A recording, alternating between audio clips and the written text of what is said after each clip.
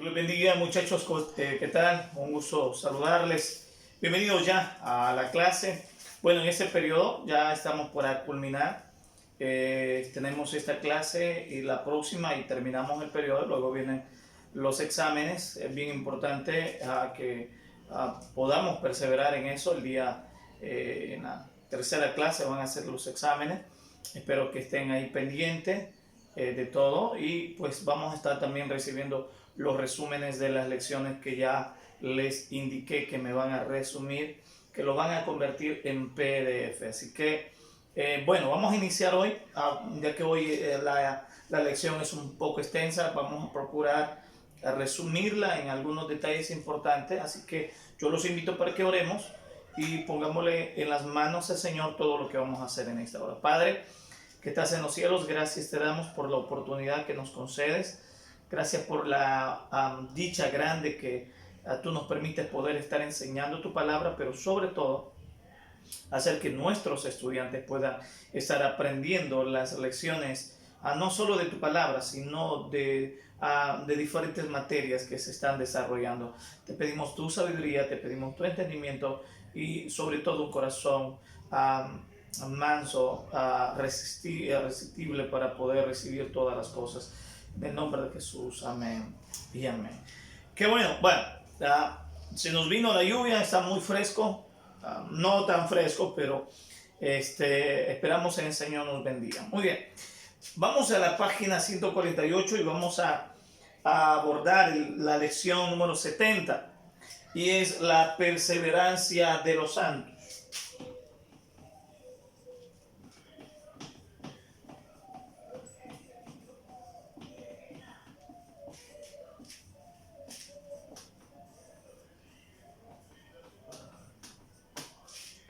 La perseverancia de los santos. Esa es la lección 70, y esta lección va a poner vamos a poner bastante énfasis, porque de hecho es aquí donde tenemos entre la área reformada y la área del arrianismo sobre la pregunta: ¿se pierde la salvación, sí o no? Y ese es el debate fuertemente que tenemos ahora en día entre la iglesia reformada y la iglesia no reformada sobre este gran tema. La mayoría de nosotros conocemos a personas que han hecho una profesión de fe en Cristo y que hasta posiblemente han realizado un potente despliegue de fe. Lo que se está introduciendo es que en la historia hemos visto grandes personajes, valga la redundancia, grandes personajes en las cuales hemos visto que han tenido una trayectoria muy fuerte. Sin embargo, su fe está puesta en duda. Y eso es lo que está pasando acá. Dice que posiblemente han realizado un potente despliegue de fe, involucrándose activamente en la vida y el ministerio de la iglesia, para luego repudiar esa fe y abandonarla. Y ese es el problema. Conozco a un pastor de una denominación, de un concilio, que se volvió predicador católico. La pregunta es ¿por qué? La respuesta más sencilla y peculiar es y él mismo lo dijo en una entrevista, por dinero. Y realmente todo lo que está ocurriendo es sobre eso, sobre el aspecto de una vez tener la ansia de saborear lo que es el evangelio santo de Jesucristo, y luego provocar que pueda yo dejar de saborear este evangelio y abandonarlo por experimentar otras cosas. Entonces, lo que está pasando en la escena es si algún día fue salvo o no fue salvo. Ok. Este tipo de experiencia siempre hace que surja dos preguntas. La primera es: ¿acaso puede una persona que experimentó la salvación perderla? O sea, en otras palabras, ¿puede un creyente perder la salvación? Ahora, también hay otra pregunta: ¿constituye la apostasía un peligro claro y actual para el creyente? La Iglesia Católica Romana o la Iglesia Romana Católica nos enseña que las personas pueden y de hecho pierden la salvación. Si una persona comete un pecado mortal, dicho pecado mata la gracia de la justificación que habita en su alma. Si muere antes de ser restaurada a un estado de gracia por medio del sacramento de la penitencia, irá al infierno. Existen muchos protestantes que también creen que es posible perder la salvación. Ok. Ahora, es importante que notemos lo que está pasando como una forma introductoria. La forma introductoria nos está enseñando que pudiera haber dos puntos de vista. Sin embargo, tanto la teología romana católica y hay alguna teología que es conocida como el arminianismo, que también cree y piensa que al creyente puede perder su salvación y que un pecado mortal puede sucumbir la gracia de la justificación, dando a entender que la justificación no funciona, porque cuando nos metemos a pensar esto, ya lo tuvimos hablando en la clase pasada sobre la justificación y lo que estuvimos hablando sobre la fe. Y de hecho, en mi sermón dominical hablé sobre lo que es justificación y lo que implica el ser justificado. Cuando hablamos de justificación, estamos hablando de que viene de una derivación griega que nos indica que soy justificados por Dios por una actuación divina, y ese es Dios siendo o diciendo: tú eres justificado porque yo he dicho que eres justificado por medio de Cristo Jesús. No es la justificación que nosotros pensamos en que yo podré justificarme delante de Dios, yo soy bueno, cubro muchas obras, cubro esto, cubro lo otro. No es esa justificación. Dios está poniendo una justificación de un término que nos está indicando que Dios dice: tú eres justo por lo que Cristo hizo en la cruz de Calvario, porque Él imputó el pecado tuyo y se lo llevó a la cruz. Y toda mi ira y todo lo que yo tenía que hacer contigo lo hice con Él. Por lo tanto, tú eres justificado eternamente y para siempre. Ahora, lo que está pasando es que la Iglesia Romana Católica y algunos creyentes que tienen la teología arminianista creen y no refutan, sino que debaten fuertemente en que sí, la salvación se pierde, anulando la veracidad de la justificación por la gracia de Cristo Jesús. Este tema se va a volver un poco totalmente fuerte para muchas ideas que pudieran pasar, porque no solo usted, estimado estudiante, estará viendo este video. Es posible que muchos puedan ver el video porque YouTube está mi usuario en YouTube está en público para que otros puedan ver. Muy bien, ahora hay una cita bíblica y en el concepto nos advierte del capítulo 6 de Hebreo, y la preocupación de Pablo también con respecto a ser eliminados en 1 Corintios 9:27, así como los ejemplos de rey Saúl y de otros han conducido a muchas personas a concluir que las personas pueden ser completamente e irreparablemente de la gracia. Por otro lado, la teología de la Reforma enseña la doctrina de la perseverancia de los santos.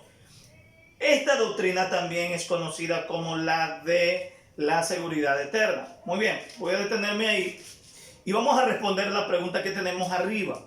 En la casilla blanca, el que está en blanco, tiene una pregunta y dice: ¿de qué otra manera se le conoce a la doctrina de la perseverancia de los santos?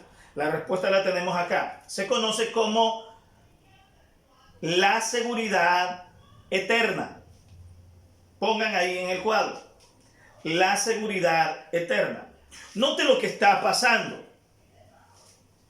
Cuando hablamos de la doctrina de la perseverancia, la Reforma le da un vistazo muy profundo y transforma la perseverancia como algo definido entre la seguridad eterna. O sea, es incoherente pensar en que, ok, Dios ya me salvó del pecado, me salvó de la ira de Dios. Y Dios me da seguridad. Pensemos un momento. Si Él no me diera seguridad, entonces Él no hubiera dicho estas palabras en la cruz de Calvario. Y lo que dijo Cristo en la cruz de Calvario fueron estas palabras: consumado es. Note la palabra en arameo, que en ese momento Jesús, su idioma original. Note las palabras en arameo: culminado está todo. Está hecho todo. En griego, está hecho todo. Eso significa que no hay más que pueda suplantar lo que Cristo hizo, y no hay nada que pueda quitar lo que Cristo hizo. Entonces, lo que está pasando acá es que el Señor, en su divina providencia, está dándonos una seguridad. Ahora, la mala interpretación de los textos bíblicos que hemos tomado, como Hebreos 6 y como 1 Corintios 9:27, donde habla Pablo, dice: yo tengo miedo a poder ser eliminado, y los ejemplos del rey Saúl y otros que han conducido a pensar que, ok, perdemos la salvación, no pensando que realmente es que estas personas eran salvas o no eran salvas. Porque el meollo de toda esta discusión entre las distintas ideas es: ¿soy salvo o no soy salvo? Ustedes se van a enfrentar en la realidad de la cosmovisión universitaria a cuestionar su salvación. Y es importante que ustedes lleven una idea profunda de su salvación. Por eso, la mejor definición de la doctrina de la perseverancia de los santos es la seguridad eterna. En esencia, esta doctrina enseña que si uno tiene la fe salvífica, ¿se acuerda? La fe salvífica nunca la podrá perder. Y si se pierde, es que nunca se tuvo. Pensemos. Yo no me puedo perder porque tengo una fe salvífica. Y si yo me pierdo, es porque nunca la tuve. No me pierdo porque la tengo. Y si me pierdo, nunca la tuve. Es importante entender eso. Ahora, ¿pero qué pasa? Necesitamos ampararnos fuertemente a lo que la Biblia nos dice. Ahora, yo quiero que vaya conmigo. Yo creo que usted debe tener su Biblia a la mano, porque es importante que tenga la Biblia. En la clase de Biblia es importante que usted tenga la Biblia. En 1 de Juan, en la primera carta del apóstol Juan, en el capítulo 2, versículo 19. Salieron de nosotros, pero no eran de nosotros. Porque si hubiesen sido de nosotros, habrían permanecido con nosotros. Pero salieron para que se manifestase que no todos son de nosotros. Una vez más voy a repetir. Salieron de nosotros, pero no eran de nosotros. Ponte a pensar un momento. Ok. Salieron de nosotros, estaban con nosotros, cantaban, alababan, escuchaban el sermón, estaban pendientes, servían, estaban en lo otro, se involucraban en esto, pero no eran de nosotros. Porque si hubieran sido de nosotros, habrían permanecido con nosotros. Pero salieron para que se manifestase que no todos son de nosotros. Ojo con esto. Ojo con esto. Porque el grave problema es que, bueno, yo soy pastor en el área espiritual. Y yo comprendo como pastor que dentro de la iglesia que pastoreo, o de la congregación que pastoreo, no todos son creyentes. No todos son evangélicos. ¿Por qué no todos son evangélicos? y eso es lo que pasa aquí. Y le voy a leer el siguiente concepto. Sabemos que es posible para algunas personas enamorarse de determinados elementos del cristianismo sin aceptar a Cristo mismo. En otras palabras, tenemos personas dentro de la iglesia perseverando, gustando, experimentando, pero no tienen a Cristo. Cristo no es su Salvador. Cristo no es su Señor. Ahora, es posible que un joven como ustedes, que son jóvenes, es posible que un joven se sienta atraído por la diversión y el estímulo de un grupo juvenil que tiene un programa interesante. Muchos de nuestros jóvenes en las congregaciones asisten por muchas razones. Primero, sus padres los obligan. Tercero, porque vio a alguna joven. Tercero, vamos a ver, primero es que los padres lo exigen. Segundo, porque han visto a alguna joven. Y tercero, es porque quieren involucrarse como un programa de diversión más para ellos. Pero realmente la persona no tiene a Cristo en el corazón. La persona puede convertirse al programa sin convertirse a Cristo. Y eso es importante. Por ejemplo, hay personas que se involucran a colaborar. Hay personas que se involucran a ofrendar a la iglesia. Hay personas que hacen esto. Hay muchas personas que se involucran en el cristianismo. Se involucran. Sin embargo, no hay fe. No hay convicción de arrepentimiento de pecado. No hay nada de eso. Simplemente ellos están convencidos que en verdad Dios es Dios. Ellos están convencidos en que Cristo murió en la cruz de Calvario por nuestros pecados. Ellos simplemente están convencidos del mensaje, están convencidos de la salvación, están convencidos en todo, pero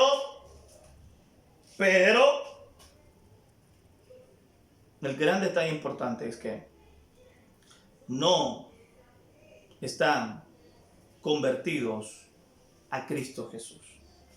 Entonces, lo que está pasando es que dicha persona puede ser como la parábola del sembrador, o la persona que ilustra la parábola del sembrador. Es importante traer a relucir la parábola del sembrador. Una vez más, su Biblia en Lucas 8, 5 al 8. El sembrador salió a sembrar su semilla. Mientras sembraba, una parte cayó junto al camino, fue ahollada porque la pisaron, caminaron sobre ella, y las aves del cielo la comieron. Otra parte cayó sobre las piedras y nacida se secó porque no tenía humedad. Otra parte cayó entre espinos que nacieron juntamente con ellos y la ahogaron. Otra parte cayó en buena tierra y nació y llevó fruto a 100 por uno. Esta parábola puede ser que se refiere a quienes en un principio creyeron pero luego se apartaron. O puede significar que quienes creyeron tenían una fe falsa o espuria. Si usted nota, lo que está pasando es a fe verdadera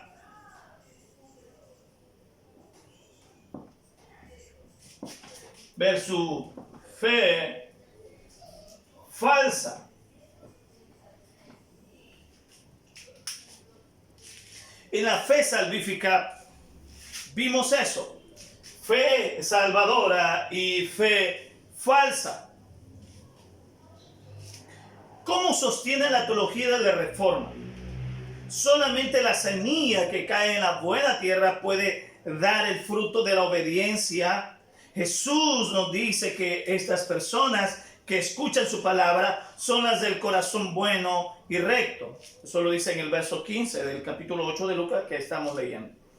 Ahora, aquí hay una pregunta. La pregunta es, ¿a quiénes se refiere la parábola del sembrador? ¿A quiénes va dirigida esta parábola? La respuesta es la siguiente. Pongan conmigo, por favor, la respuesta. La respuesta es a quienes en un principio creyeron, a quienes en un principio creyeron, pero luego se apartaron. O puede significar que quienes creyeron tenían una fe falsa. Voy a repetir nuevamente, por favor. A quienes en un principio creyeron, pero luego se apartaron. O puede significar que quienes creyeron tenían una fe falsa.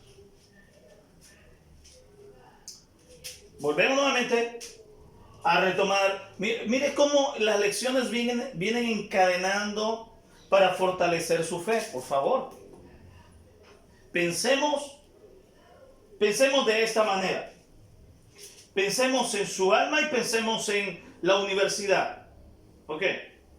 Pensemos en la cosmovisión, donde cuando yo voy a la universidad, donde siempre se ha mencionado esto, que en el primer semestre, pues yo estoy siendo tambaleado, empiezo bien, pero luego termino mal. Por estas cosas. Porque su fe debe estar fundamentada en todas las áreas. Ahí vemos en las universidades de toda índole, de ideología y filosofías, que al final se pueden volver en un veneno mortal a nuestra fe, y nuestra fe verdadera estará peleando con una fe falsa, y es bastante fuerte. ¿Ok? Ahora, la doctrina de la perseverancia no se basa en nuestra capacidad. La doctrina de la perseverancia no se basa en nuestra capacidad para perseverar. Ni siquiera somos regenerados, sino que se apoya en las promesas de Dios, que ha hecho de preservarnos. Algo que me encanta es que la fe verdadera,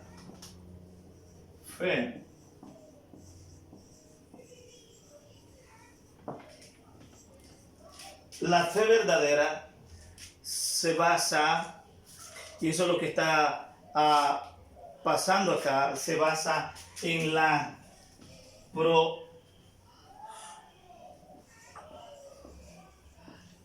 promesas. ¿De quién? De Dios, por supuesto.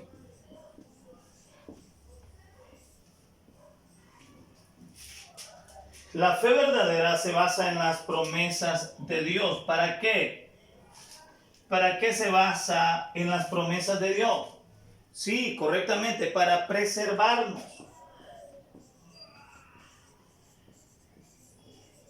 Preservarnos. Correcto.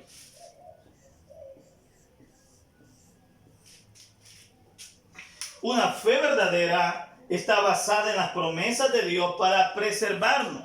No está basada en lo que nosotros tengamos. No tenemos capacidad para poder tener una fe verdadera, una fe salvífica.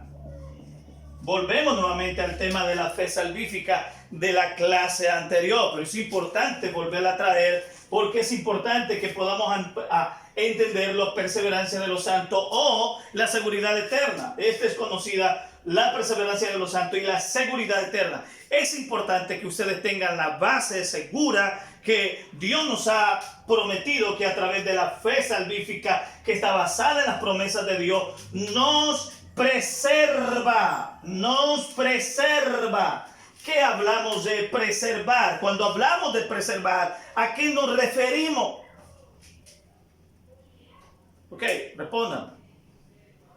Quiero oír una definición, por favor, usted que me oye. Necesito oír. Así, a través de YouTube, envíenme el chispazo ahí. Sí, correcto. Cuando hablamos de perseverancia, de preservarnos, ¿a qué nos referimos? Correcto, de aguardarnos. Él nos guarda, ¿para quién? Ok, vamos a hacer totalmente un círculo bastante extraño. Guardar Ok, solo mis alumnos me van a entender toda esta línea. Guardar, pero ¿para quién me guarda? ¿Para quién? Claro, para Cristo. La seguridad eterna o la perseverancia de los santos es una fe salvadora o es una fe salvífica que se convierte en una fe verdadera que está basada en las promesas de Dios para preservarnos, que es guardarme para Cristo o por Cristo. Pablo, escribiendo a los filipenses, dice esto: estando persuadido de esto, que el que comenzó en vosotros la buena obra, la perfeccionará hasta el día de Jesucristo. ¡Wow! ¡Qué terrible palabra! O sea que en otras palabras, Dios ha empezado a hacer una obra maravillosa en nosotros que la terminará en aquel día. Pablo está diciendo eso. Entonces hay seguridad de preservarnos, que nos está guardando porque en Cristo seremos perfectos. ¡Wow! Estoy sorprendido lo que la Biblia dice. Es por gracia y únicamente por gracia que los cristianos perseveran. Y a los que predestinó, y a estos también llamó, y a los que llamó, a estos también justificó. Vamos a hacer la dinámica nuevamente. Voy a borrar esto. Ok. Convertamos la seguridad eterna o la perseverancia de los santos de la siguiente manera. Ok, pensemos un momento. Predestinó. Predestinó. Llamó. ¿Qué más? Y a los que llamó también justificó. Ok, ¿qué más? Y a los que justificó, glorificó. Eso está en Romanos 8.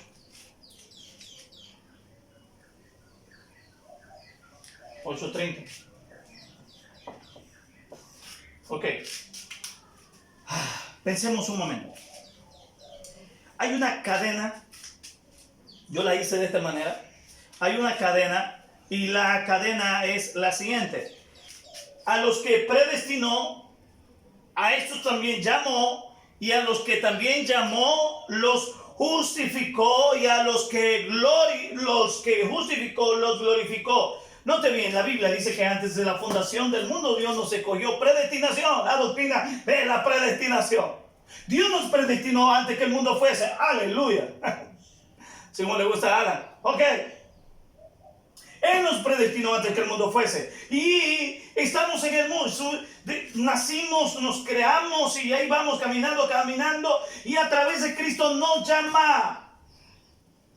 Porque la Biblia dice que el Hijo del Hombre vino a buscar y a salvar lo que se había perdido. Él me llama.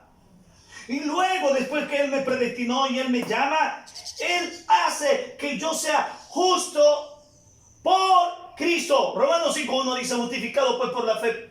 Justificado pues por la fe, tenemos paz para con Dios por medio de nuestro Señor Jesucristo. Él me justificó y ahora viene que Él me glorificó. Y aquí donde habla de me glorificó, estamos hablando de la gloria de Dios que será en aquel día como perfección.